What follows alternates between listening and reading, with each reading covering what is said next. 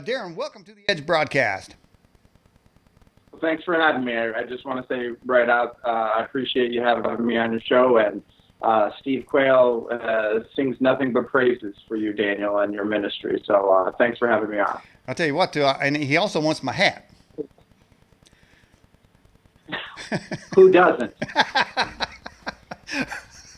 Well said, well said. This thing's a carefully guarded secret, man. I got tin foil carefully wrapped in there so the government can't penetrate there and read my thoughts, you know.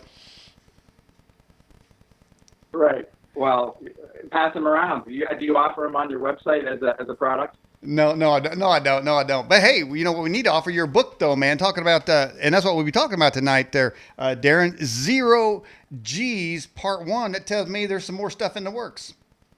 That's right. It's well, the plan is to do a 3-part book series, and you know, right off the bat, I wanted to write a book mainly because of the genetic corruption of the human race that I feel is coming this way fast. So I know that a chip, an implanted chip, you know, may factor into the system. Obviously you can't buy or sell. So the chip may just be the enforcement, but I, along with a lot of people I respect, think that it's going to be the mark of the beast. It's going to be some sort of genetic corruption of the human race.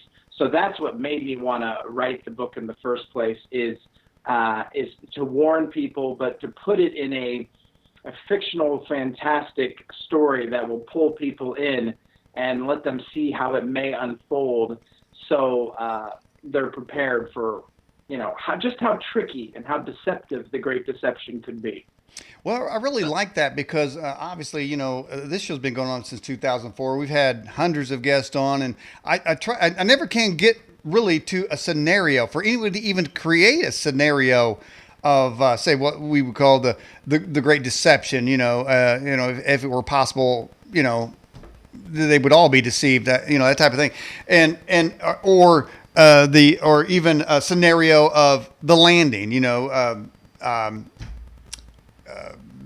An invasion or any kind of thing. I'd never get to that point. I only get little bits and pieces. So I'm glad you put a book together to sort of project a possible scenario of what that would look like, because I think we need to see some scenarios of what that would look like. Well, I endeavored to do just that. I mean, with a few notable exceptions, you know, our truther movement of Steve Quayle, Tom Horn, Daniel Ott, you know, has a lot of fantastic nonfiction books that are warning believers of what's coming. So I didn't feel like I needed to rewrite that. If I was not going to come up with a great story, then they should just buy, you know, Exo-Vaticana from Tom Horn or any number of Steve Quayle's books. They don't need mine. So when I started to write a fictional book, I wanted to do just that. I wanted to go in and bottom line it. What would really be happening to the people? What would be the good that was evil and evil that was good that started to unfold on humanity, that you know, Christians would start to be rounded up. People would be offered this mark. They would damn themselves. It would be something that makes them irredeemable. And also the coming alien deception. How would that look? Because it seems so unrealistic. No way are you know, Joe Sixpack going to be talking about an alien invasion around the water cooler someday. Are they? Well, I think they are. It is going to come, but how would that actually look? So that's what I tried to do. I tried to write a fictional story that was good enough to hang on the shelf with Tom Horn and Steve Quayle's nonfiction books. So you need to have this book if you have Tom and Steve's books already. And if I didn't do a great job on it, I mean, I spent a considerable amount of time. If I didn't do a great job, you don't need this. Just get their books. But that's what I tried to do. Mm-hmm. Well, and I'm glad you did. I mean, look for the audience. I mean, this book has everything, man. I mean, I've got it in a PDF form right now. But we've got deep underground military bases. We've got mammoth rat creatures. We've got anti-grav. We've got self-driving vehicles. We've got a whole new type of clothing called heavyware. Oh, yeah. I right, mean, yes. Well, it's got the mark you know, of the beast. It's got everything in it. Well, I did want to. The story takes place in 2045, and it's post-apocalyptic. I detail something I call the Meltdown in the book, which is a 10-year darkness that envelops the planet that, the uber elite have actually thrust on the world to take everything down to the studs, so to speak, so they can have their phoenix rise from the ashes and create the new world order, the one world religion.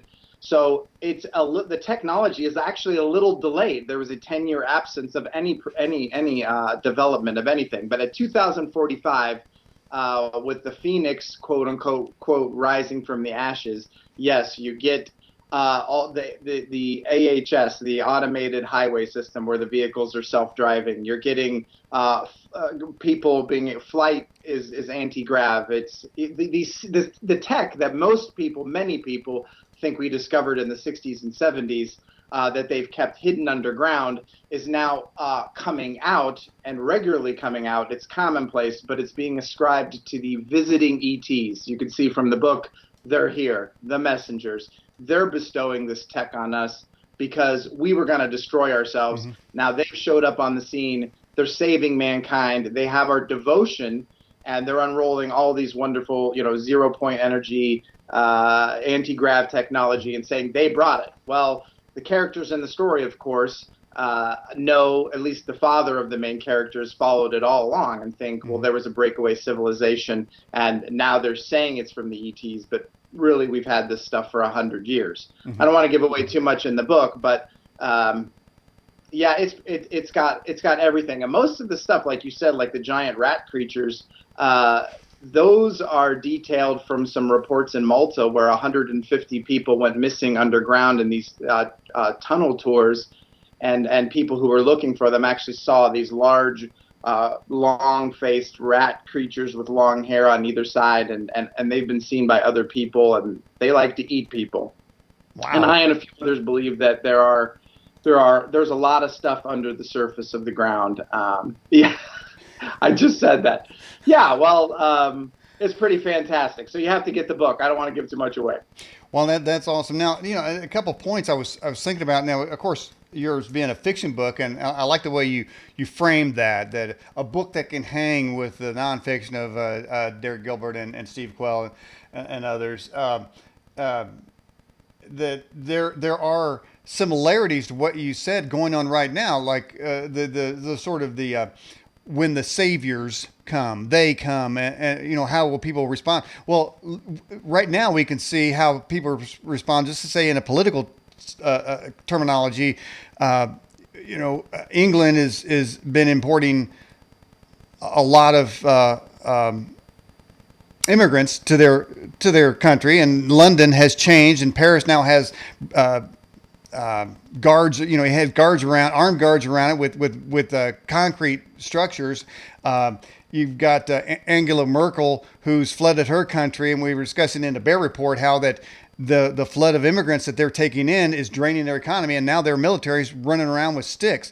But in order for that to happen, would take the adulation and the sort of the worship mentality of the populations, so sort of like the adulation that we've seen with Obama. Now, I'm not going to take sides on that issue, as far as good or bad, but what I am saying, a whole large swath of people admire and love him as the best president ever. Now, though I struggle to find, to point to something that I say, well, this has really enhanced our country, I've struggled to do that. But the fact that people can, or large groups of populations can, maybe even back to World War II Germany, when the people went to their government and said, Hitler, you're bringing us out of chaos. And so what I'm saying is that when they come, I can see the populations of the world saying, hey, they are the saviors, they're bringing the answer, and they will leave their critical thinking at the door.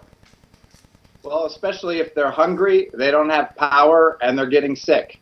Those are the types of things that, everything else stops. There is no more talk about politics at that point. They're just, I want to eat, I want to be warm, and I don't want to die. So in the book Zero G's, I talk about a very aggressive blood cancer that, despite our advancements, despite it being 2045, is still taking a large chunk of the population. And even after the ETs are coming, they don't really save us from that. They've given us all these other things, but where's this other stuff? And also, why is our gravity fluctuating? I mean, people are going to wonder, well, what's the title of the book all about? Why are we losing our gravity? Why is it fluctuating? So I can't give that away. But to your point, why would people be taken in by a deception like that? As you're in need, as soon as your basic needs are not being met, you're going to bend to whatever is going to meet those needs. Mm-hmm. And there are a lot of graphics in that book too. Now, did you do those, or did you have them done, or what's going on with those? I did most all of the illustration, although the exo armors that the main characters wear, they actually get into suits that do not talk. This isn't Transformers. I actually hate that kind of thing. These are disposable machines. You got a picture of them up there right now. You can see how the pilot fits inside of them. A couple things I want to say about that right away. Yeah, I created these, and I had the help of a guy named Lucas Marangon, who does official Star Wars designs. And I wanted to create the one that it's a novel. It is not a comic. It's not even a graphic novel. There's just an illustrated section in the middle of the book. But I wanted to create these battle armors first before I wrote about them. So after I created the designs, I included them in a center section in the novel. So it's only like 20 pages in the middle. People get to see these designs. But I want to stress the most important thing, they are not the focus of the book. One female reader I had who really, really enjoyed the book said, the exo armors are just a well thought out detail. They are not the focus of the book. The characters are, and what happens to them, and the Great Deception, and the coming alien saviors. The exo armors is just one other element that I used to make it a story worth telling. Daniel, if I can just say it like this, with some notable exceptions, good exceptions, there are some very poor fictional books out there that tried to speak to what all of we've already covered tonight.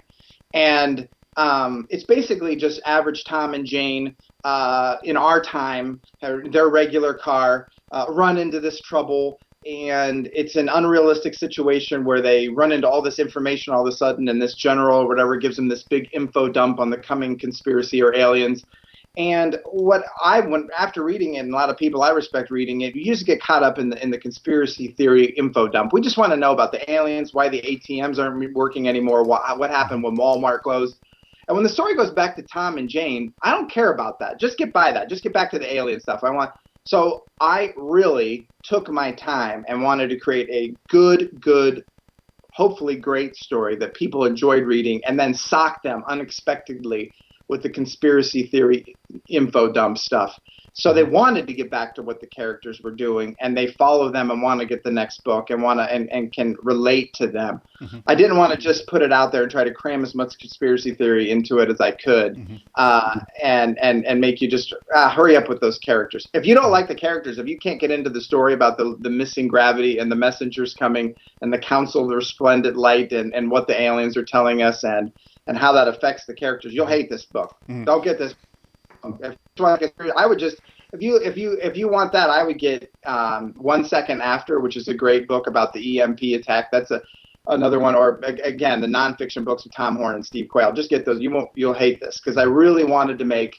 And if I could add one more thing, I wanted to get that so people who have been following Tom Horn, Steve Quayle, Daniel Ott, who have friends and family who maybe like Star Wars or the Avengers but would never give Tom Horn or Daniel Ott the time of day or ever watch a Derek Gilbert YouTube video, you could get them this book because it's a cool story. It's like Avengers or Star Wars, and then it gets the Steve Quayle warnings in there in a subtle way, if that makes any sense. No, I love it. I love the whole premise of that, man. This exciting. It just seems like it's a void waiting to be filled, because as far as say like in the Christian world, there's not a lot that, well, for one, they would ostracize the type of information from Steve Quayle and others anyway. So there's I'm a science fiction buff, and most people I know are, but it has to do with more wanting to see through science fiction what the future could be and make maybe preparations accordingly, but also so they're almost like an interface, a talking point to an unsaved world, to a world that is filled with, you mentioned the word info dump. I like that. Well, everybody is being info dumped every day, and some, we go to movies because we need an escape. We need a good escape, to get away from the stuff. But a good book and on the genre that you're talking about sounds like it will do the same thing. And we got numbers of questions coming in for you, Darren. Let's go ahead and take a couple. We have two chats going on. One is our live streaming YouTube channel's got a chat, and then our website has a chat going on. So from the YouTube chat, from Azur, says, what is your opinion on the Nephilim fallen angels supposedly being bound in Antarctica? Well, Steve Quayle's book, again, just going back to Steve, he's been a great influence on me, and I just want to give a shout out to Steve and say I appreciate his friendship and mentorship. And he has a book called Empire Beneath the Ice, where a lot of he tells a lot of Nazi activity in the Antarctic. And some people say that the reason why they set up shop there was because they ran into some sort of the Nordic race. A lot of people call them a lot of different things. It's basically maybe it's the descendants of the Nephilim. I'm not sure. But I can't confirm whether or not they are there. I don't believe the Admiral Byrd diaries are real. I believe Admiral Byrd ran into the Nazis and during Operation High Jump. I believe he saw the saucers, and I believe he said the things that are attributed that these ships are going to be able to fly pole to pole in a few minutes. I don't want to misquote him, but I don't. I think some of it's been inflated.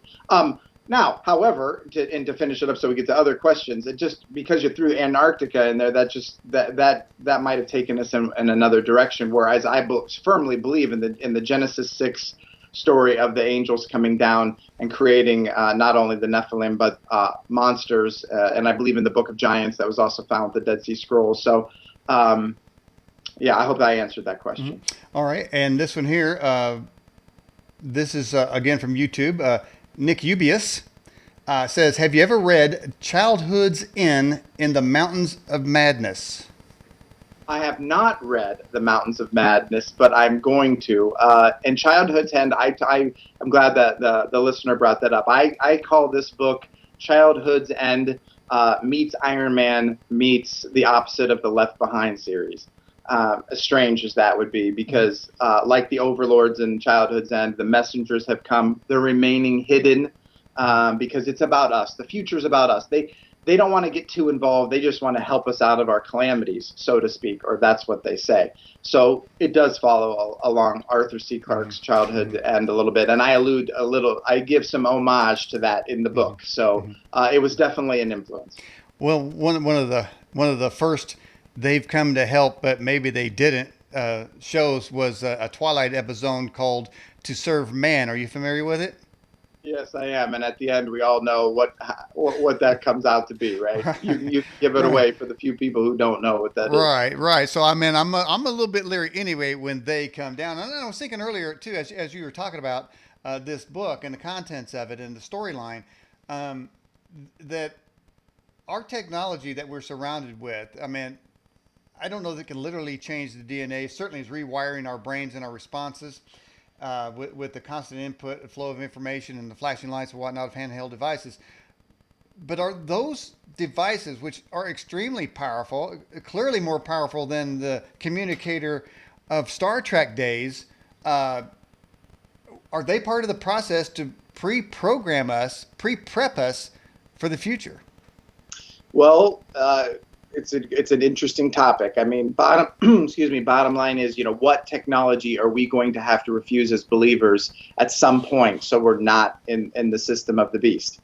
Is it cell phones? My wife and I talk about that a good bit. Like, what are we going to have to say no to? And yes, they're very powerful tools. In the book, Zero G's, obviously in 2045, cell phones went away already. And it's iBuds or ear-like devices. Some are surgically implanted, but again, the apocalyptic meltdown that lasted 10 years kind of delayed the onset of that. But the characters all have these things that they wear on their ears. It does, virtual screen projections out here, and it turns everything into an augmented reality if you want to. To answer your question, is this prepping us for that? So yes, the story is leading up to a point where at least those in control, the super elite or even the messengers, or are they the same thing, are using these devices to start to monitor using super algorithms, which they're already starting to do now, to monitor humanity, test our pulse rate, how we react to certain images, basically like pre-crime of Minority Report. They're going to be able to tell how your eyes move on the screen and how your pulse quickens to how you maybe react to a political figure or what your vicious intent was, and could they arrest you beforehand. I mean, honestly, it's just so that they'll absolutely know us better than we know ourselves. And they're going to get anything they want to us. So they'll be able to tailor messages that we'll fall for. So yes, some these devices are going to factor in, but I don't think having a phone or having a chip is the mark of the beast, in my opinion, but we can't know yet.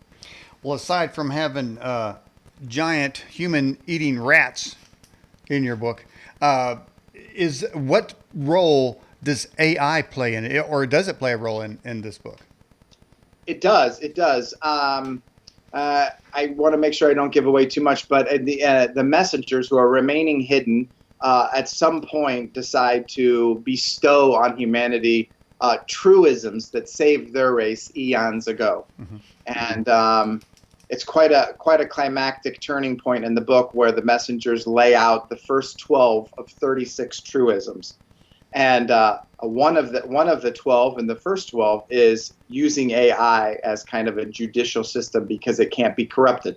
Because coming out of the meltdown, coming out of the 10-year global economic collapse, politicians, the banksters, everybody, they villainized, they threw everybody under the bus. And so now it's more of a communistic society that's birthing in this Phoenix. And so now they don't trust anybody. They don't trust the politicians. They don't trust pretty faces such as yours, Daniel, on the screen. They want the common folk. Yeah, just like that. They want the common folk. So the messengers are saying use AI as a guiding force because it can't be corrupted.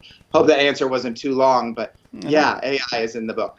Okay, and let's get to this question. Let's see where it's from. It is from YouTube. It says, since Paul was, this is from, I'm sorry, Soteriology 101 is the name, avatar name, obviously. Since Paul was persuaded that things to come could not separate us from the love of God in Christ Jesus, how then do Christians lose their salvation in the future? Oh, that is a great question. And it's the reason why I wrote the book, really. It's what I said at the outset of this interview, that the coming genetic corruption of the human race. Going back to Genesis 6, when the fallen angels began to meddle around, all flesh became corrupt. And this is detailed very clearly in the book. It is the main message of the book, that all flesh became corrupt and God had to destroy it. Well, it's a lot more than people just being bad to each other. We weren't what God made anymore. And so the Book of Giants also details that they started messing around with at least 200 different kinds of animals and started to create. And that's why God, when after he brought the flood, he said that his creations would reproduce after their own kind. It's repeated over and over again. Like when I was a little kid, I said, why is he going into that? Of course, a giraffe is going to have a giraffe. No, it got really messed up for some reason. And what was done is going to be done again. And that I believe that humanity in our plight, in our sickness, in our need are going to trade in our birthright, our greatest gift of our pure humanity, for some type of upgrade. It could just be an improvement. It could save us from a disease. Whatever it is, it's going to make us more than just human. I believe that Christ came as a pure human, all God, all human, and he died for pure humans.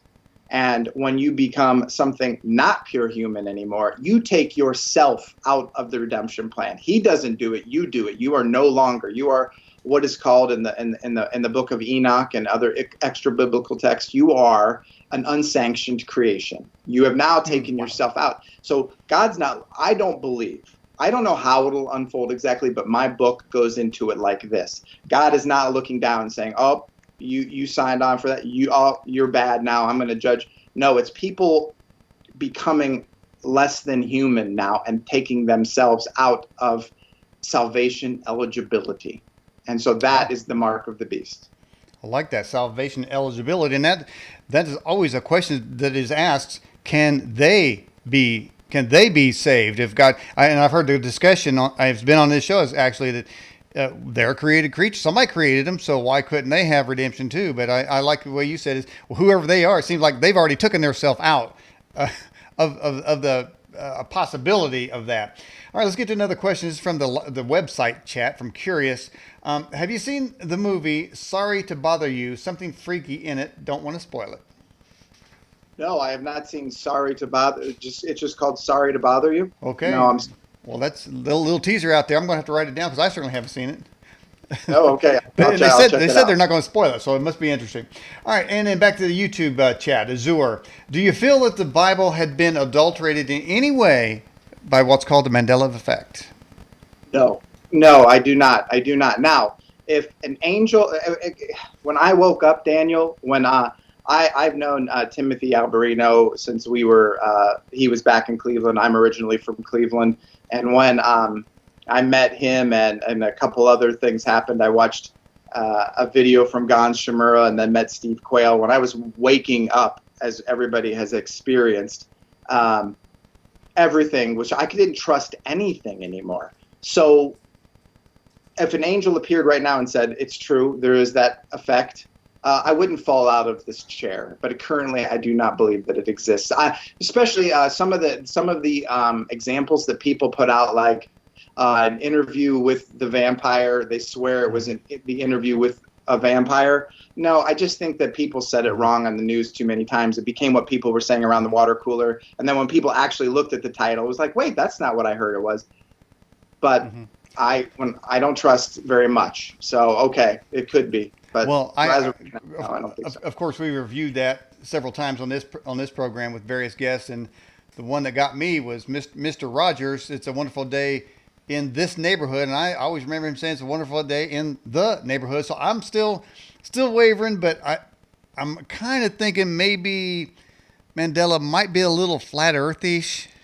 Just kind of saying there, a little flat earthish there, a little touch there, a little touch. Just a touch. And it wouldn't surprise me. I mean, I am not a flat earther, but my wife is a flat earther, and she's the smartest person that I know. So it wouldn't surprise me either if that was true. I don't understand how these objects on the horizon are not disappearing over the curve. I'll just go like that. I want someone to explain to me how you can see across the water from Mexico to Baja California, and you can see these little rock formations right at the surface of the water, and the curve should take them over the curve. So I don't understand, but let's not go down that path. That's a rabbit hole that we're not going to go down. Well, let's just close that, crawl right back out of there, and get on to this book because there's so many things. You've got and you mentioned these sort of 12 directives, these great truisms that they start to unleash. They have to be sort of universal. In the way, and it's interesting you use the word or you use 12. I'm thinking first. I think 12 disciples. Various things. 12 appears in a lot of different places, but people begin to accept them. I guess you say they start to roll them out. So do they sort of the initial ones they roll out sort of solve problems and prepares them to accept the rest of them?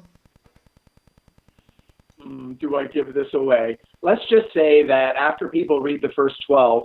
Because there's going to be 36, so that's going to be 3 books in the series. 12 will be released in each book. After people read what those first 12 are, they'll definitely want to know what the other ones are. But no, they're not very safe.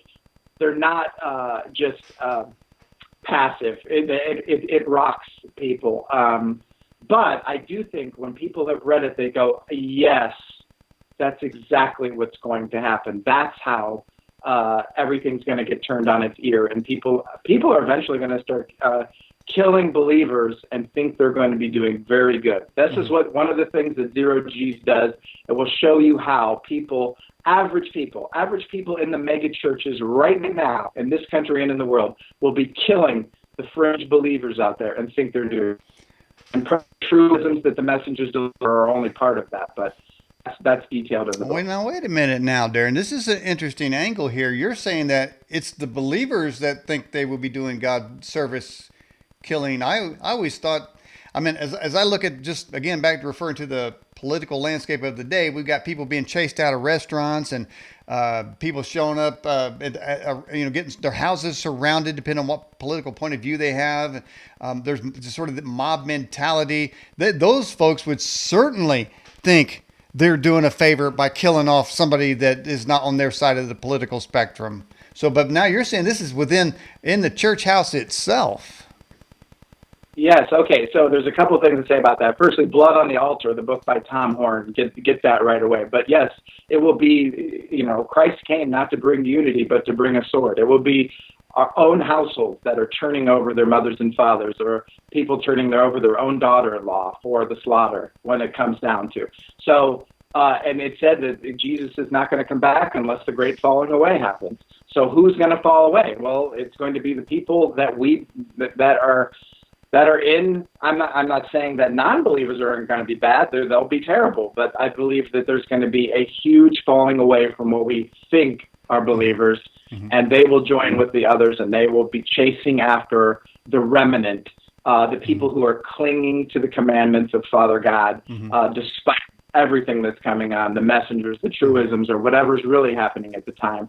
And people will think that they are taking. One of it's going to be not only our beliefs that we're clinging to archaic, dogmatic beliefs, but getting our genes out of the gene pool. We have corrupt genes that are propagating disease. And so with Humanity 2.0 about to come online, they've got to just, for the sake of humanity, get us out of the gene pool. And so they'll probably just segregate us at first, people who won't take the upgrade. And then eventually when we refuse, and we'll say, hey, I'd rather be put to death than take that. That makes me less than human. That makes me take the mark. I'm going to heaven. Well, people think we're so crazy at that point that they'll be killing us. So, the subject, I believe that it'll be not only from our own church turning on us, but our own households. Well, I think I slipped up, Darren, because now I see one of our chats is going down the flat earth discussion. So I think I slipped up on that one, man. Didn't mean it, folks, man. Pay attention to the show. We'll have a flat earth show later. Okay. I promise everybody. We'll have another discussion. It's always fun. So in the Middle East, we already have Christian genocide. The numbers of members of the Christian faith in Europe is falling precipitously. So there already is, I don't know if you call it a falling away or maybe a murder away. I don't know, murdering away. But they seem to be ahead of the curve of being the sort of the bad guys of the earth. The people that prevent progress are being sort of washed out. But now, in your book, is there any part? And I noticed at some point it suggests that the religion will start to fade. But are there going to be like pockets of like home churches type of thing, little gatherings of pockets of resistance keeping the faith? Oh yeah, absolutely. There's always a remnant, Daniel, and then the scriptures talk about that. When the prophet said there is nobody left, Father God pointed right to him and said, "Oh no, I still have 7,000 that haven't bent their knee to Baal." So it'll be the same all the way to the end. And the scriptures talk about that. Those that endure to the end will be saved. So what are they enduring?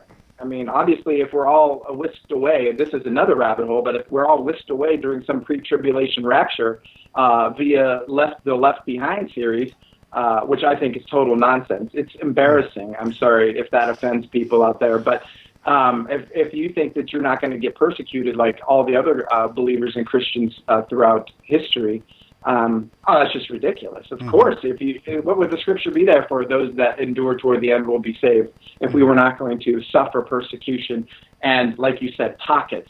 And as the book series goes on, you think it's bad in this one, wait till book 2. But yeah, the pockets of those that are still redeemed and believe in the Father that are holding out are going to grow smaller and smaller, and they're going to become more and more hunted.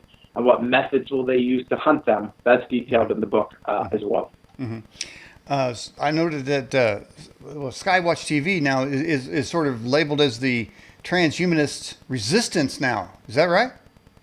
Oh yeah, absolutely. I hope I'm counted as part of that. I would be proud, and those at Gen6.com, Steve Quayle and Timothy Alberino, I hope that we're all included in that, because, well, I just believe that is the mark. It's the genetic corruption of the human race, and when we become less than human, people will notice there's a scripture right at the beginning of the book that talks about Jacob and Esau. When Esau was in need, well, what is my birthright if I'm going to die here? Is really the gist of the book as well, is that humanity is in need. We're going to die. Our genetics are misaligned. We don't have power. We don't have food. So what we trade in is the ultimate reward and birthright for a little more life. They didn't love their lives unto death. What does that mean to you, Daniel? What does that scripture mean? And they loved their lives not unto death. That's in my book as well. It's a very important scripture that at some point we're going to have to choose natural death rather than trade in our heavenly reward. Wow, man, there are so many good components to this book. I'm very excited about it in the midst of reading it, too, and I've got a lot of notes on it. I mean, you even have tall grays in there called the Vril.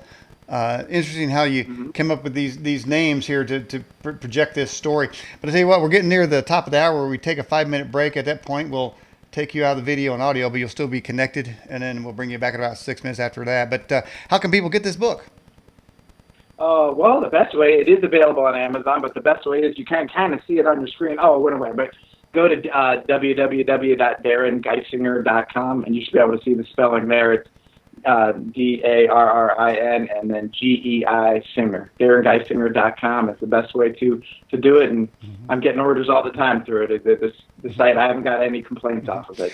So as Zero G's Part 1, and I think you said at the beginning of the show that may possibly as many as 3. So you can't really tell us where you leave off to go to number 2, can you?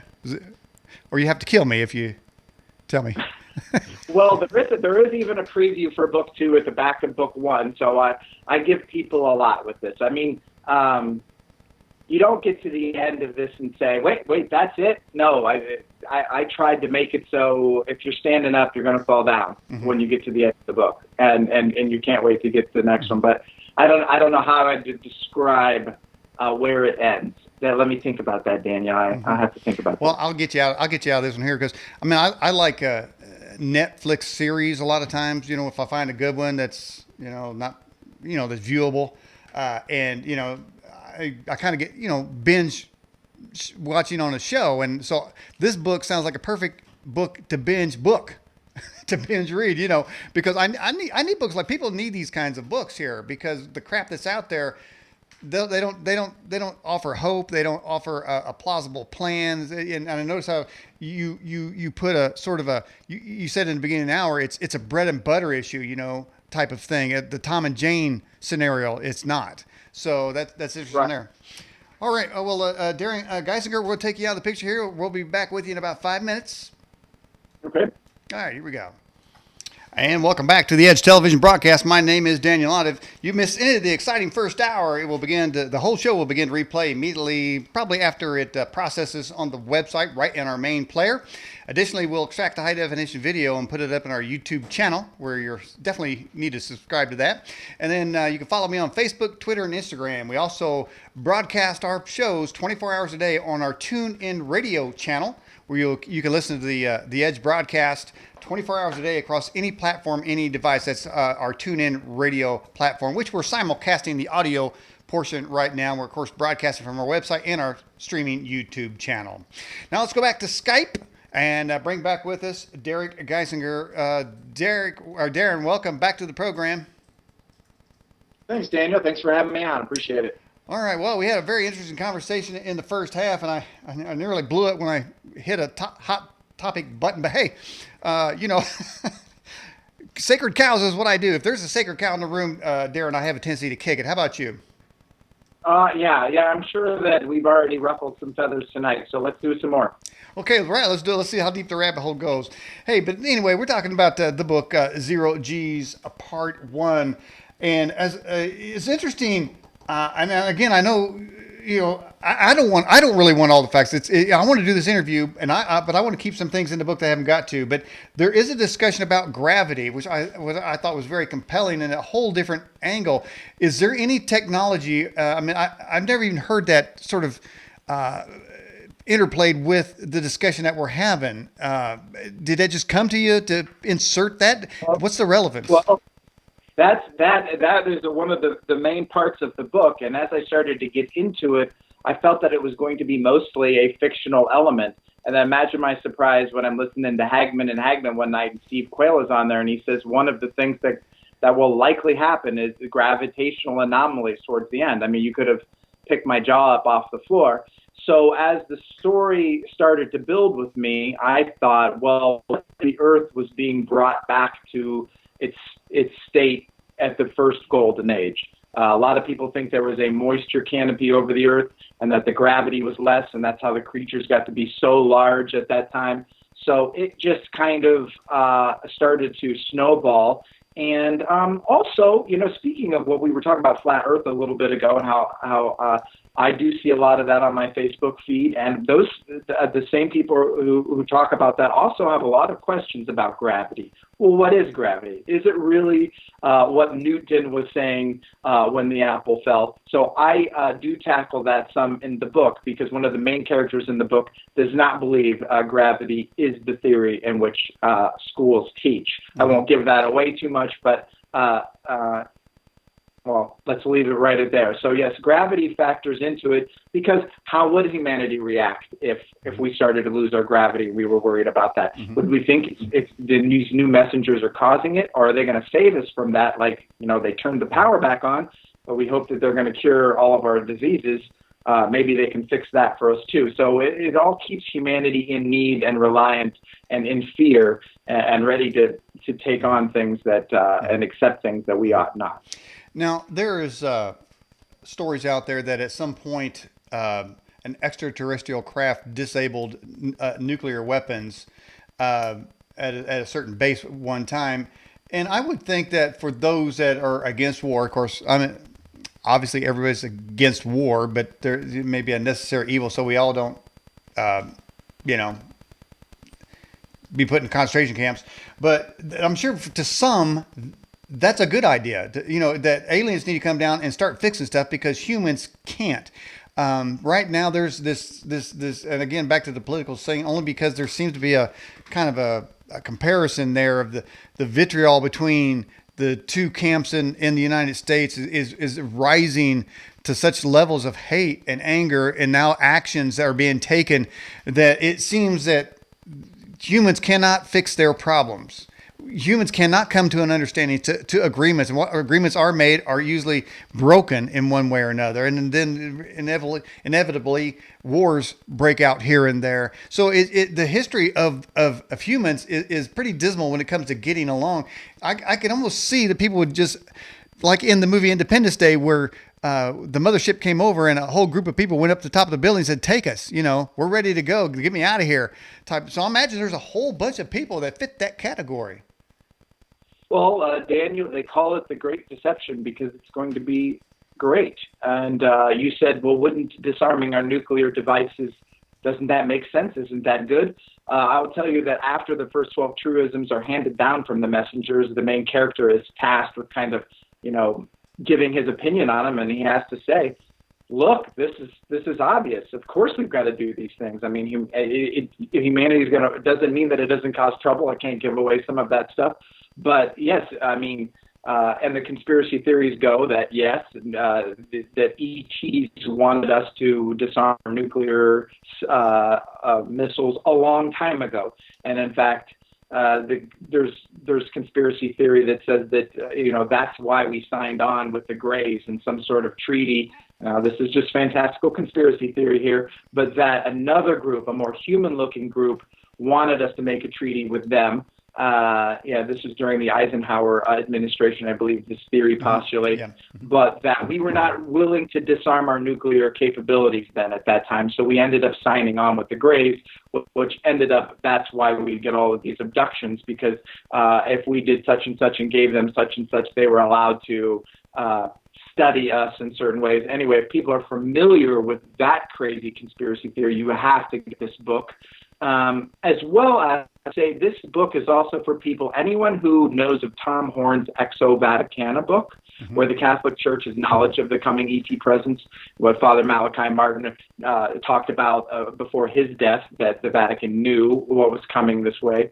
And also another book, Nick Redfern's Final Events. If you're hearing the sound of our voice right now and you do not know this book, Nick Redfern's Final Events, get that. Now, he is not a believer necessarily, but he was contacted by a group called the Collins Elite, which is a group who, all the way back to the Roswell incidents, have been thinking that the ETs were made to look like intergalactic visitors, but this group believes, and this is supposedly a very real, powerful group in the government and scientific military communities, the Collins Elite believed that Satan was going to use aliens as a great deception at the end to trick everyone into everything we've already been detailing on this program. So the main characters in this book run into the Collins Elite at some point, and let's just say if people will want to. So if they know of Nick Redfern's Final Events book, you got to get this book. If you give 0 G's and you like it,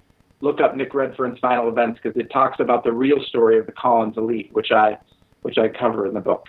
Awesome. All right, from our YouTube channel or chat, it says, do you believe the Antichrist is alive, and what country do you feel he's from? Now, in your book, I believe there's a storyline about a supposed assassination attempt. So evidently the Antichrist has made it to your book. Yes, and by the time you get to the end of the book, you'll know who I think it is. And so that is included, is all I'll say. But it gets towards the end of the book. And in fact, Daniel, I mean, for anybody who starts and gets this book and starts flipping it open and reading the first quarter of it, they're going to say, how is he going to get to all this other stuff? But yes, by the end of the book, like I said, I wanted people to be having to sit down. It's quite a shock at the end, and you'll know who I think it is at that point. I'm not going to give it away. Darren, in the first hour, you mentioned, I think you described it as your awakening. Did I get that right? Well, when people start to wake up and realize what they've been taught in Sunday school, the Sethite theory, that's trying to explain away the fallen angels, procreating here on earth, all that nonsense. There's a lot that I woke up to and realized what I was being taught in my mega church was completely farcical. It was made up. It keeps the plates passed around. Yeah. No. And so, well, when you have Timothy Alberino as a friend, and then you meet Steve Quayle, and you start to wake up, there was just this time where I learned who Phil Schneider was, if people know who that name is on the internet, and what he believes he saw the tall grays underground of what's called the Dulce Wars. And I believe that Phil Schneider had some issues, but I believe a lot of what he had to say. And if you know that name, you'll want to get this book as well. But Timothy Alberino wrote the foreword to the book. And he really enjoyed it, and he doesn't like fiction. He's a nonfiction guy, and he said it was a real page turner. So people who are familiar with Steve Quayle and Timothy Alberino, I think they're going to enjoy the book as well. And those are two of the guys that helped me wake up, so to speak, is what you're referring to. Well, I'll tell you what, when I was at the Branson conference last year, the Genesis conference there, I saw 3,000 other people that evidently have woken up. And certainly, I mentioned in the first hour that there's a void for this type of storylines, fictional or nonfiction type of books that I feel like Christians have been starved to death by being constantly fed milk, and which has its purpose. But at some point, we need strong meat, and strong meat requires to have information. You use the word information dump, but to create scenarios that will help us evaluate our life, what we value for a perceived future event, which is very plausible, and you put it together in this book. So I would say that a lot of people are becoming woke, and I imagine the people that couldn't get to the conference, there's probably a lot of them out there that never heard this kind of information when we're talking about giants or hybrids, transhumanism, and you create this story in this book about cancer pandemic spreading and financial catastrophe and the salvation of man coming not from God but from an alien source, which people seem to be being slow walked to believe right now. Let's get to a couple more questions here real quick, Darren. It says, do you believe the Antichrist will make his presence before the Christian rapture, and how will his presence be perceived? Now, the rapture is another hot button. I mean, it's almost in line with, I don't want to put it in the same category as flat Earth or Mandela effect, but there is pre-trib, post-trib, mid-trib, no trib, two tribs, and people fight over that. So it's very, if you can tiptoe down there and not make just it. Say, I am not a pre-tribulation rapture believer, and I would recommend anyone who is either has that question or wants to know more. There's it's called the Fuel Project's study on Revelation on YouTube. They have like 25 short 5-minute videos, and they break down Revelations perfectly.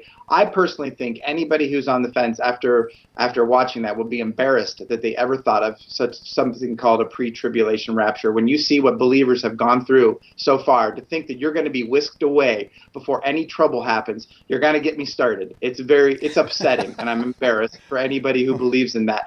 I'm trying to get my kids ready to be tough and to believe in the Father God and His commandments and cling to them no matter what happens, no matter if they have food or not, or no matter if they have a disease or not. And so when I hear people talk about that, it bothers me. But one thing I did want to touch on before so the True Legends Conference, yes, if people are interested in this kind of thing, and there's only like 300 tickets left for the True Legends in Branson in September. But if people can grab those and get there, I would. Or live streaming. This is something I want to talk about right now. If people want to see this conference, go to gen6.com. That's GENSIX.com, and see if you can get the live streaming package. Because if you sign up for that right now, I sound like a salesman. If you sign up for that right now, you get to see all of the 2017 conference that you and I were there for. Timothy Alberino's talk, Tom Horn's talk, Steve Quayle's talk. So you can see that right now, free. That's included. And you'll get to live stream and see True Legends 2018. So I recommend people go to gen6.com, sign up for a live stream. You got a little bit of it right there, yeah. And make sure you see that conference, because everything we're talking about here, it's transhumanism, easy for me to say, and the hybrid age. And it talks about what is it going to mean for humans to trade in our pure humanity. There's no more important subject than this. So I'm sorry, Daniel, I wanted to get that in so people can't miss it. Well, absolutely. I mean, so there, I know there's a hunger out there for this kind of information. And you mentioned the mega churches. They don't give any kind of information like this. There's a history of the earth that's out there, that's documented, that's been discovered all the time, that's changing. And you mentioned how you were taught certain things, found out they weren't true. Well, we've all fallen victim to errant teachings, and usually those teachings have to do with control. And it is that there's a fear that if we learn the truth about Earth civilization, its history, its future, that we would no longer be able to be controlled. And I don't like that. It pisses me off, really. And so I love doing shows like this. Yeah, well, as Steve Quayle says, the greatest cover-up in history is the cover-up of history. And one of my favorite scriptures, and I guess shouldn't be my favorite, but it talks about, false teachers building walls with untempered mortar. So it's talking about when the pressure comes on the wall, if they don't have real cement, real mortar in there, the wall's just going to come down. And that's what the great deception and the great falling away is going to be before Christ comes back. All of these teachers that just kept talking about grace, grace, grace, grace, and keep giving me all your money, but no one's talking about get prepared for the coming genetic corruption. No one's talking about basically how to grow vegetables yourself. When the trouble's going to come, what do you think's going to happen? The walls are just going to these walls are going to tip right over, and these people are going to sign up for whatever genetic upgrade will keep them fed, whatever is going to keep them. If they have to get this upgrade, to buy and sell in the new system, people will not hesitate because they were going to be untempered walls that have caved right over. Well, I know Kenneth Copeland and Jesse Duplantis probably get on their jets and fly somewhere, because I don't really know where, and I'm pretty sure that the people that bought and paid for that with their contributions aren't going to be allowed on the plane. But here's a question. Let's get some more questions for you, Darren Geisinger. What are your opinions on the so-called reptilians? You mentioned Greys earlier. Are there reptilians? Well, yeah, your bubble of did he just say that is probably going to come back up on the screen here. Well, let's just say this. So Phil Schneider, if you know that, in the Dulce Wars and that conspiracy theory, not saying I believe in it, but he believes that he went and saw the tall Greys underground, and then there was 12 attempts on his life before they killed him. And some other people that I respect believe that,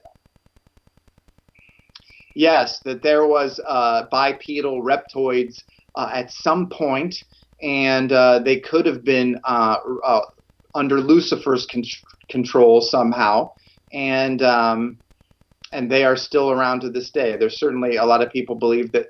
There's the bubble. Certainly there's people. Daniel, I didn't say I'd believed in that, but if you are out there and you think that there are long-necked Greys and there are sentient or semi-sentient creatures and races under the ground that could even be the seed of the serpent, which is a whole other rabbit trail, you want to get 0 G's, because I don't dance around that. They are talked about in this book. All right. Well, I take action, man. When I see an alien or something, man, obviously, I think about, man. Well, let's get to another question here from Dreamwalker. Could these aliens really be humans from a breakaway civilization district with advanced technology? Well, that is covered in the book as well, so I don't want to keep throwing that line out because that would be an irritating interview. But yes, if there's a breakaway civilization, where did we get that technology? If someone is familiar with Colonel Corso's book, The Day After Roswell, what Colonel Corso talks about in that book was basically stuff was dumped on his desk that was from the crashed craft that was recovered, and that's where we got night vision, flak jackets, and a whole host of other technologies. Well, get Nick Cook's The Hunt for 0 Point book as well, because that talks about a man named Victor Schauberger probably discovered anti-gravity in the late 60s, if I have that date right. So Nick Cook's The Hunt for 0 Point talks about that. So all of this, Daniel, I'm trying to say is that I do believe there's a breakaway civilization. I do believe that there's monstrous tech going on behind the scenes right now that we are not allowed to have. Free energy, cloaking is definitely covered, bending light around the object. So when the TR-3B's craft, the triangular craft, were seen over Europe and that flap, when people can just watch it on YouTube, I think it's when their cloaking failed. So I believe right now we have craft that can jump from here to here, there, and have cloaking technology. I do believe in the breakaway civilization. I was privy to see a communique one time, I cannot reveal its source, that basically said that several TR-3Bs were cloaked and reconning Chicago, scanning for suitcase nuclear devices. So to me, that says that we don't know. They just want to keep the useless eaters going to Walmart, okay? They don't want us believing that right now there are cloaked craft that are anti-gravity or partially anti-gravity, probably all the way now, and that we got that technology from ETs in the 50s, 60s, and 70s, and we use it in our own technology now. And they're right now above Chicago, cloaked, scanning for suitcase nukes. They don't want people talking about that. They just want people, watching TV and shutting up and spending their money. You mentioned Walmart, and I instantly thought of FBI agent Peter Strzok, who said he could smell Trump supporters at Walmart, and I just kind of wonder what they smell like. I don't know. All right, Peter from Australia asked this question. Darren, do you think that the third secret of Fatima has anything to do with ETs? Well, I do. Fatima absolutely fascinates me. And right now, I have a friend, and I'm sure this audience knows, L.A. Marzulli has done a series on Fatima right now. So he is the expert on it. I could only allude to it. It fascinates me. I do believe there is something to it. And it is alluded to a little bit in my book. Definitely the Vatican, who knows about what really those secrets are, that'll come out, but it won't really come out as the truth. It's just going to come out as more lies and be part of the Great Deception, and that is covered in the book. I do believe that that is something that will factor in. So yes. Darren, in the writing of this book, the futuristic view scenario being played out with all these characters, and man, like I say, it's just got everything in it: deep underground military bases, Antichrist, mammoth rat creatures, ley lines, gravity. I mean, man, this is everything a grown boy needs right there. Is in writing that book, have you made any personal choices or changes after you read what you wrote? Well, I mean, or thought process, have you changed what you're thinking? Any kind of change? Well, okay, so I'm going to cover that in a second. What I will say is, on the surface, this book, especially with the list that you just fired off there, seems like it's macho male fodder only, but most of my readers have been female so far. And as I said, what that listed you just is not the focus point of this book. It is the story of these characters, and I have a lot of strong female characters in this book. And like I said, most of my readers so far have been ladies, and they have liked it. So when you look at it, you're like, oh goodness, that is for boys only. No, it isn't. So I just wanted to address that when you fired off that list. But changes that my family have made, I mean, we moved to Southwest Missouri in the Ozarks, and we have 50 acres, and we're growing so much food now we don't know what to do with it, and we're teaching our kids to do that, and we planted a big orchard, and we're just trying to get as close to the Father as we can so that our walls are built with tempered mortar, and we are strong, and that my kids are going to be ready to make some very tough choices. Because if you and me, Daniel, are not making these tough calls, they are certainly going to be. The kids of, Timothy Alberino's talked about his sons, how he's getting them ready to fight the fight. Whatever it's going to be, wow. There's going to be a generation coming up. So I'm trying to equip that generation to get ready to make the tough choices and endure to the end. Mm-hmm. Well, I didn't mean to sound sexist there, Darren. That's just a cowboy terminology, because I'm a cowboy, and so I say things like that, No, you weren't being sexist, but with the list, if people want to say, well, look, it's going to have aliens, it's going to have exo armors, there's going to be all this tech, there's going to be clothing called heavyware that changes its density. I mean, and that picture that you just putting up there, I mean, that it just seems like, it's not. But I'm going to tell you, if people are going to try to run at that list and flip the pages to get to that stuff, they'll hate the book, because I really wanted to, as I said before, a broken record, but I wanted to make it about characters, about people going through things, about moms, about dads, about leaving family behind, and so the other stuff is just sprinkled in there for pizzazz. I want people who want to be able to give this to someone who doesn't believe in any of the things we're talking about, and they'll read it and they'll be hooked on it, and then they might come and ask them questions afterwards, like, "Whoa, you've been talking about this, but when I read this, okay, now that makes some sense. I can see how people would do that after all." That was a goal.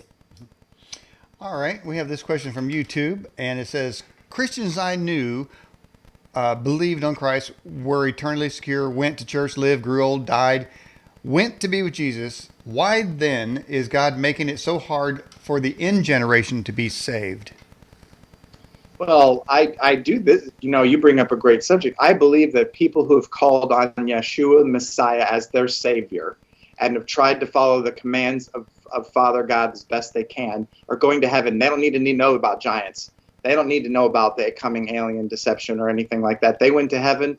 So this type of material is for us now. What I believe is the genetic corruption of the human race is going to come in our lifetimes.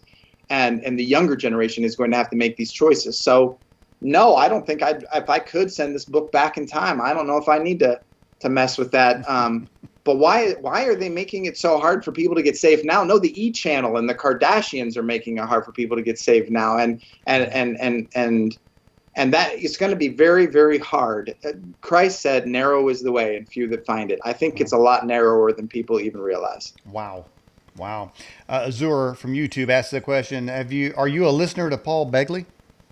Oh yes, I am big fan of Paul Begley, and yeah, he's going to be at True Legends as well, and I look forward to talking to him here. Yeah, I really, I'm a big fan of Paul's and Derek and Sharon Gilbert and Tom Horn and Josh Peck and the Fall brothers, Justin and Wes Fall. Those are some names that if people don't know them, they could reach out to Skywatch TV or Gen6.com.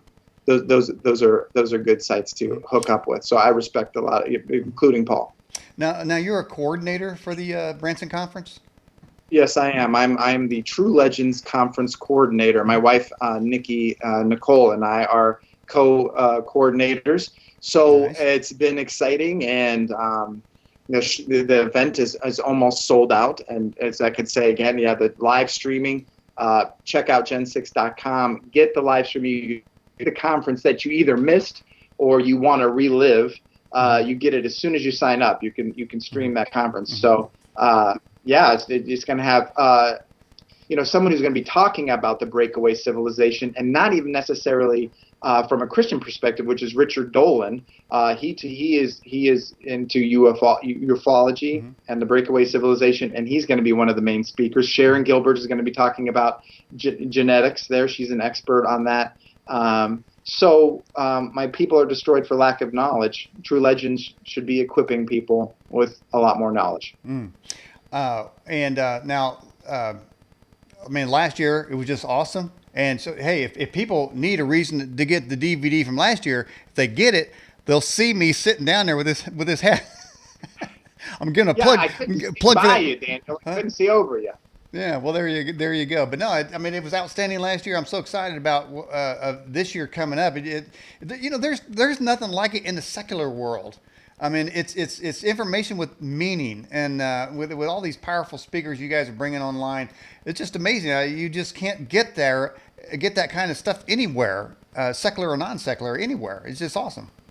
Yeah, and if people did not see Timothy Alberino's presentation, just get the live streaming for this year to see his presentation this year, but you get to see last year's where, I mean, Daniel, as it said, the main thing is to keep the main thing the main thing. I mean, giant skulls, like you got behind you right there, that's interesting. Did it really look like that? Was it that big? But the main thing is are we going to be one of the parable of the 10 virgins? Are we going to be one of those that has oil in our lamp when the groom is coming back? So you can almost take my book, you can take all this stuff, you can even take True Legends, take it out of that. If you know about keeping the oil in your lamp and being ready for the Savior coming back, that is the main thing. So if we talk about giants and we talk about gravity and fantastic things, but we miss that point, that's behind you is an article I wrote called The Solution. It's on Gen6.com, and I think it gets right to that point. So I encourage people to go on Gen6.com and read that. I don't cover everything. Of course, I don't cover following Father's commandments, which are key to that, and that the gospel isn't just believing in Yeshua as the Messiah, but it is repenting. There's many things that I don't cover in that article, which I'm going to write follow-ups, but the one behind you is the main thing. I don't know how we got into that, but yeah, okay. The main thing is the main thing. All right. So another part of your book, self-driving vehicles. We are so close to that right now, although Tesla's having a few problems, a few blow-ups, and a few deaths have occurred. You know, now it kind of reminds me of iRobot, where they're saying, "Hey, man, robots are good," you know. And they got this crazy cop running around saying he don't trust them. You know, and it turned out, you know, and I'm kind of with the AI part of it. I don't trust it. I don't trust what they're trying to show us down the road there and that kind of technology, but it's coming. And so we need to have some kind of prep for it. Well, true. And I mean, if the story is taking place in 2045, I better have self-driving vehicles because, like you said, we're almost at the cusp of it. But the story does mention that right as they were getting their bugs worked out, whether it's Tesla or not, the meltdown hit. And I envision the meltdown as going to be something like on a Friday afternoon. You know, we're going to get a report that the ATMs of this section, these 3 states, ATMs are not working anymore, or the banks something's wrong, and we're looking into it. Stay tuned. You know, and over the weekend, it's going to spread. And then by Monday, they assure us it's going to all come back online. And then someone will have hacked us. You know, that's what they'll say. And it could act, and all of a sudden, you know, there's going to be a run on the stores. Stores are going to, close down. They're going to be ransacked, and a lot of books detail this. So my book is after all this takes place, but it talks about the meltdown. And so the self-driving cars were delayed as part of that, but they're coming back online as the phoenix rises from the ashes, as the new world government takes over, as the one world religion is starting to take over. And now we've all banded together, the survivors of the great meltdown. And we're now in self-driving vehicles, and there's no more joyriding in your hot rods. It's all controlled. Wow. But I get into that in the book. Yeah. It reminds me of there's a movie out, I forget, I think it was Sylvester Stallone, but in the future they've banned meat and salt. And so it's a pretty bland world, man. I mean, it's the future doesn't look all that good. And Joey Splats in the live, in the YouTube channel said, referring to your earlier comment about the main thing, he said, that's one thing about the main thing. It's always the main thing, no exceptions. Yeah, I can't agree more with that. And this book does not dodge that's detailed. So the main character, he's writing this book in the first person. He's also a sketch artist, and his mom talks about that. So he is the one, the illustrations in the center part of the book, the main character is kind of sketched in his sketchbook. So that's where we get to see these fantastic machines that are described, is that the main character has journaled and sketched them. So people kind of get a window into that. But his father is a strong believer and has taught him, and Garrett, the main character, recalls his father telling him about the main thing over and over again in the book. I don't skirt around that. Why write something like this if I'm gonna just try to sell books but not get the true message out there, the thing that really is really important. I can't, if I'm equipping people to fight aliens or giants but not getting them saved, then shame on me. Well, it's well said there. I mean, there's actually a point to this program here, although there's not crosses and various things on the website. There is information that comes out during interviews that should lead people in the right direction if they're listening with their spiritual ear. But so let me ask you something. When you were writing this book, did you consult any futurists, or is this all you? Wow, no, boy, I've been a sci-fi buff since I was young, and I don't know, maybe it can be used for some good now. No, this is all me. Like I said, that when I started to think that the characters would be in the exo armors, which at 2045, people are watching YouTube, we have basically AI robots right now. We will have Iron Man suits in 10 years. So 2045, my stuff might seem tame. But when I started to think about them, and I wanted to write about them in detail in a novel, I didn't want to just allude to it. I wanted to figure it out first, so that when I talked about it, it would be something that could possibly be, and people will see. Not all, well, I won't get into that. But so I consulted a guy who actually does Star Wars designs for official Star Wars. Lucas Marangon is his name, and they can see some of his work on the website. Well, we did it together. I'm an art director by nature, so I played art director, and I'm an illustrator, and there you go. And so he did the initial designs, and I kind of finished them up, and yeah, they're what you see there. So not only are they exo armors that are what you see there, but they can change. They're modular. They can change modes, and Iron Man can't even do that really. So yeah, you'll have to get the book. But again, they're just a well thought out detail. I don't know. I wouldn't want to. They don't talk. They're disposable. You wrek one, you get in another one. I do not do. Although we have talking robots in our kitchens now from Amazon and whatnot, but these don't. I didn't want that to get in the way. There is no talking to your exosuit. So now, who's providing all this tech to the citizens? Is it some one world? Is it the alien people or one world government? Who's providing all this tech? All right. Well, the tech that the main characters have, the father of the main character was a robotics a scientist, and he got into mining robotics. So he was with a company that was doing heavy suits to do underground mining. And so let's not even talk about what he runs into under the ground.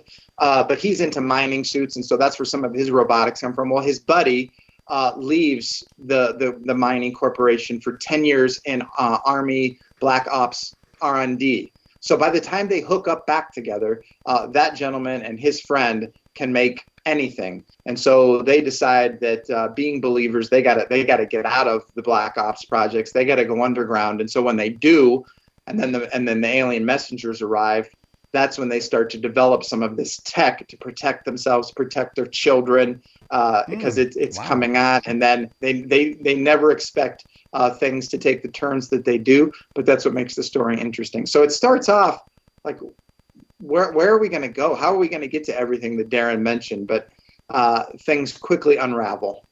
Wow. Well, that's what I like. I like a good chaos. Or hey, this question from Jade, our moderator of our both of our live chats. Do you believe that it's possible that Locusts will be robotic?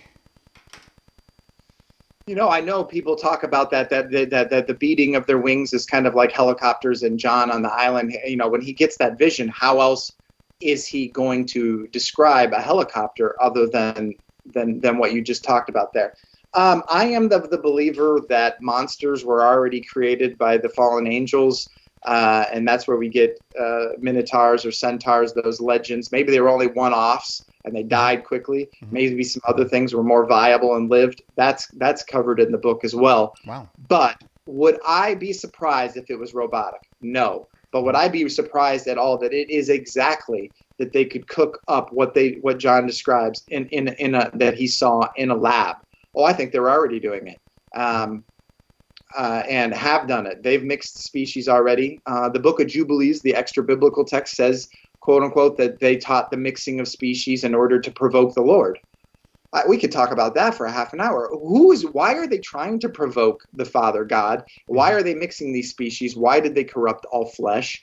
And I believe that in deep underground military bases, they are already doing it again, have done it.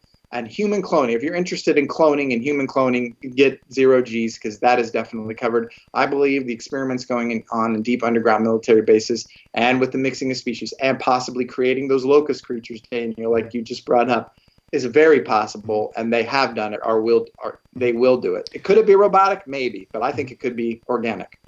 Well, the description where I think it's in the Book of Revelation, it talks about it does talk about locusts, and also talks about some kind of vehicle with stingers in their tails. Sound like a roaring lion. I mean, people say that describes jets or helicopters right there. You think that those are descriptions of the technology we have today, but they couldn't describe them back then? Could be, but let's talk about it from another aspect. So if the mark of the beast is some sort of genetic alteration or upgrade, one of the other scriptures says men will seek death but will not be able to find it. So what if, and I believe that this could be part of it, is that we're taking these upgrades to live longer or to eliminate disease, but yet we cannot die, and these things like these locusts who are using their tails, whatever, how you described it, to make men suffer for 5 months or whatever. Yes, they could be what you said, but I just want to look at it from the other aspect. Why are people not able to die? What is going on that they can't die a natural death anymore? And then, how diabolical to make people take this upgrade and to promise them they will surely not die, but then they want to die. And so these creatures are released on them to torment them as part of their punishment for however this is going to shake out. And I do detail that in the book, how it's going to culminate in people being willing to trade in. And as I said at the beginning of the program, trade in their authority. Man was given authority on this earth. Humans were. And when we trade away our authority, the majority of the population is no longer fully human, I believe we're going to trade in our birthright, our humanity. And then the restrainer is going to be lifted. Hey, the deal's off now. We've given up our authority. We ate the bowl of soup. We took the stew. We took, because we thought we were going to die. We took it. And now, the deal's off. And now the restrainer is removed. And now whatever is being restrained is going to be able to run roughshod over humanity, or what was humanity. Darren, when the first RFID chip came out, a lot of Christians in general, maybe others, but Christians for sure, described that as the assured mark of the beast. And today there are various companies that supply RFID chips to their employees for various reasons, to get food from their snack bars, whatnot. Maybe in Europe, I think there are pockets of it where you can pay for things, various. But technology is moving past the RFID chip, and now we're getting into biochips and nanobots and eye scans, to where the injection of a chip is almost archaic. Did you address that? Do you stay in the sort of the chippish area, or do you show an advanced mark of the beast type of situation? No, advanced. So that's covered. Where the main character and some of the characters do think it's the chip, do think, that the monetary system is going to be the sole source of the mark of the beast. And no, I veer away from that. Now it certainly could play something like it. In 2045, goodness knows what the chip would be by then. But it could be the enforcer of you cannot buy and sell unless you. But I believe it's going to be genetic. I believe there's going to be a new golden age promised. I think they're going to upgrade humanity to humanity 2.0. They're going to want to get rid of everybody who does not want to sign up for that. And so the chip could be an enforcement thing. You have it in your hand or you have it in your head, because not everybody has hands. So you got to have it on the head too. So it could just be an enforcement tool. So I don't disregard people who are tracking the chip. I want them to do that because I don't have time to totally follow the chip madness. I do believe it's genetic, but the chip could be an enforcement tool. I wonder if the mark of the beast is simply swearing one's allegiance to them in order to, as you say, eat and have health that they can provide. Just sort of believing or agreeing. Is that possible, or is you think there's some physical aspect to this mark? I do believe there's a physical aspect, because you become unsavable, unredeemable, and if you were just deciding, you could decide against it later. So I don't believe that it's just. I do believe it's signing on an allegiance, but it's going to be a much greater deception and trick than that. You are going to, I believe, you're going to upgrade to something else. It's going to be the old lie, Daniel, that you will surely not die. He didn't really say that, did he? Oh no. So people are going to think that they can get everlasting life. And they're going to sign on for this lie, but it's just the same old, and suddenly you're not going to be able to go back on it. Hey, it's going to be a choice; it won't be forced.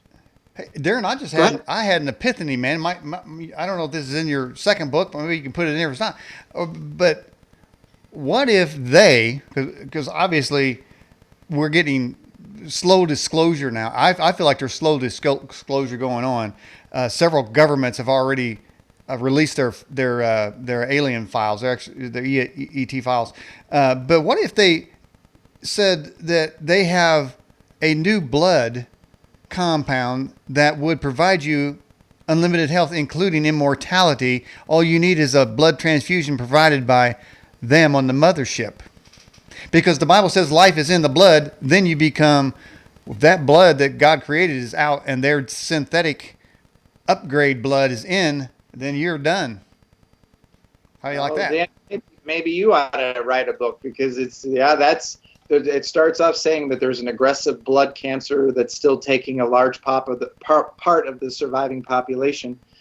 So yes, you are on to a lot of what I describe in the book, and that's and you're talking about promised immortality. We don't realize what dangling another 50 years of life onto someone would do to people's decisions. I mean, never mind immortality. Forget it. Everybody's signing on for that. But if you just said you won't get taken by this blood cancer and you'll live an extra 50 years, that kind of detail is probably going to be dangled about a 500-year lifespan.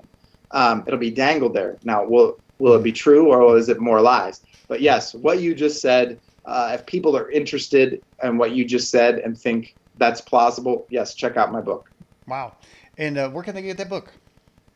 DarrenGeisinger.com. And the spelling is right on the screen there. And it's also available on Amazon, but why do that? When you can see, if you go to my website, you'll be able to see, again, the sketches on there are from the main character, and it makes sense when you start reading the book. He sketches in his journal. So we get to see, instead of it just being a novel, by the way, it's 426 pages. So this isn't something thin where I've tried to fill it up with illustrations. No, this is a big, thick book, and you get the illustrations. But yeah, if you go to my website, you get to see some of the things that didn't make it into the book. So you'll get to see, if you look hard enough, it's kind of hidden a little bit. You'll get to see one of the monsters, one of the mixing of species in order to provoke the Lord is actually on the website. You might have missed it. I kind of kept it hidden, but you get to see the original cover design, some other artwork, and some other things from the novel, and you can pick up the book at So, hey, just quick follow-up question is this question came up a couple times about Bitcoin. Do you know anything about that? Well, I mean, the monetary system is going to evolve to the point where they've got you. You can't get around it unless you're going to do barter with your neighbors and trade, vegetables for chickens. You won't be able to get around it. And that's, the remnant, if the people are going to endure to the end, might be doing just that, trading their zucchini for a chicken. It may be. But yes, I think all Bitcoin or cryptocurrency, it's covered in the book. Everything's going to culminate in you can't buy or sell unless you sign on, and you won't be able to get around that unless you're off the system. So personally, if it came to that, eating or taking the mark of the beast, I guess, or swearing off allegiance to them, you're personally prepared to say, nope.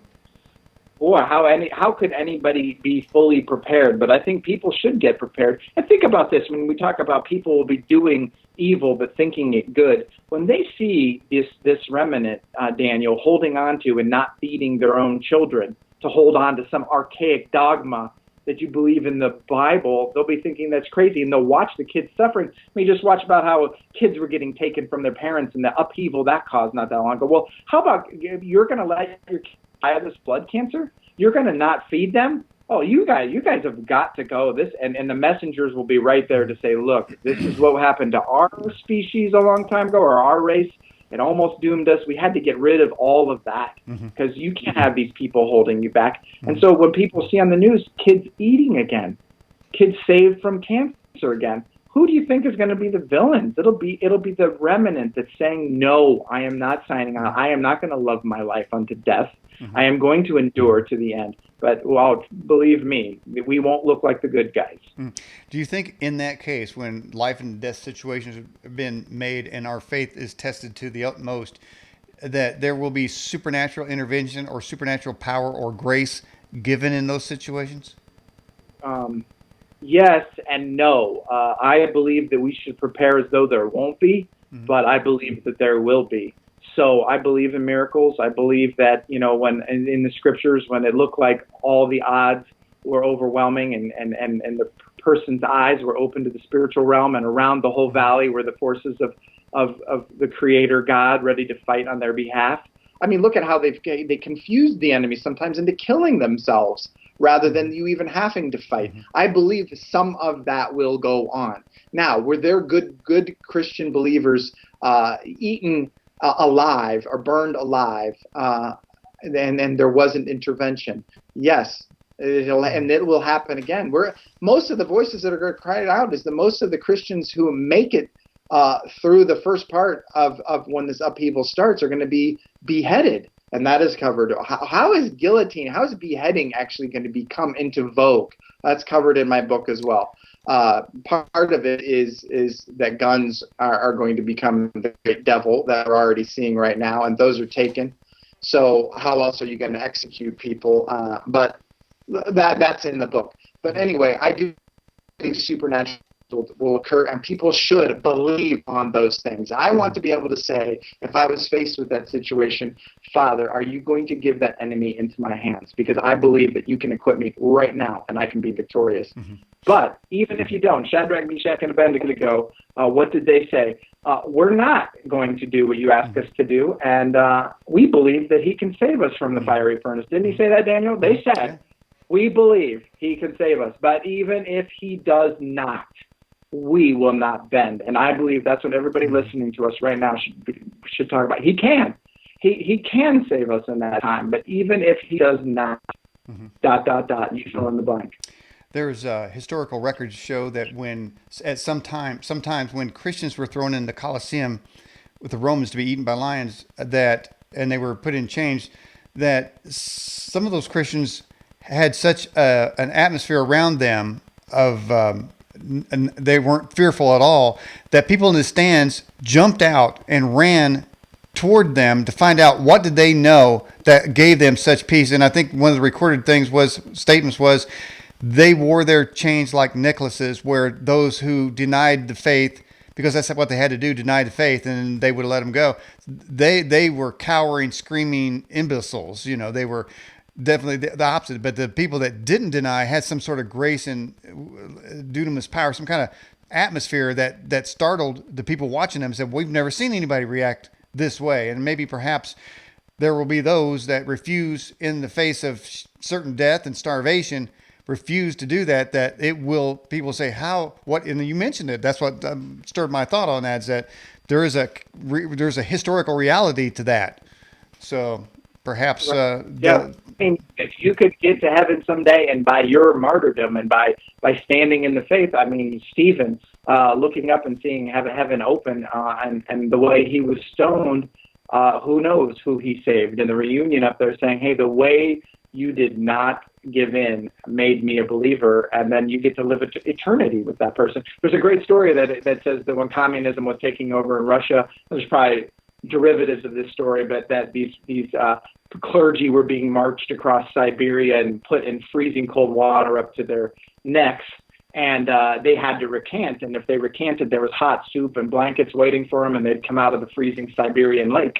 And so as these clergy or pastors or whatever succumbed and died, and the military officers were watching them one by one either give up or die, that the last one, as he was watching it, so this colonel or whatever was starting to see, God let him see angels coming down, and the ones that died in the Siberian lake were given a crown and taken up to heaven.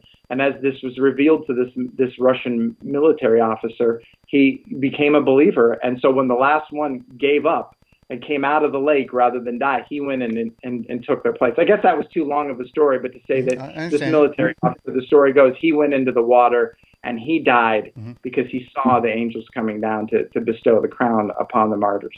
Wow. Darren Geisinger, we're talking about your book, Zero G's, Part 1. Any final words before we end the broadcast? Well, yeah, the subtitle is Part 1, The Armor Eternal. I will give people a hint. The Armor Eternal, or the armor, is not robot or exo-suit or anything to do with that. You have to read the book to find out what that's talking about. And so lastly, True Legends, the conference, go to gen6.com, sign up for live streaming. Don't miss that. You can watch the whole 2017 conference right away as soon as you do that. And also, I just completed Quayle's new book. I created his cover for Terminated. I don't know if people are familiar with that. You can see that on safetrek.com or get Steve's book. So I have a book cover company called kingscustomcovers.com. So Kings, like KINGS, customcovers.com. So the reason I bring that up, Daniel, is there's a lot of people who are watchmen out there that want to write their own book, want to warn other people. So I have 3 books in the works like that right now, where I design the cover for people. So people want to write a book, they don't know how, go to kingscustomcovers.com. Or look at Steve's book, get Steve's Terminated book, and take a look at that cover and the interior formatting, or my book, and I can help someone create a book if they want to put warnings out there, fiction, nonfiction, whatever it is. So if they know what to do, it's a good site to check out to see how I can help them write their book. Okay, Darren Geisinger, I appreciate you coming on the Edge Television broadcast. Can we have you on again sometime? Absolutely, Daniel. This was great. I hope everybody enjoyed it as much as I did. Okay, well, thank you for coming on the show, my friend.